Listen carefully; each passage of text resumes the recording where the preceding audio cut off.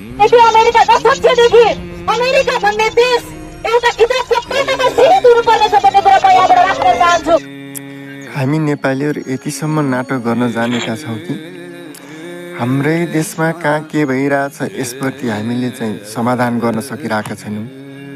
अब अमेरिकाले भेनेजुएलामाथि आक्रमण गरेको सम्बन्धमा अमेरिकालाई खबरदारी रे, त्यो पनि अब यहाँ काठमाडौँमा जुलुस गरेर त्यो भेनेजुएलामा आक्रमण गर्न लगाउने भेनेजुएलाकै देशद्रोही त्यही भेनेजुएलामा छन्।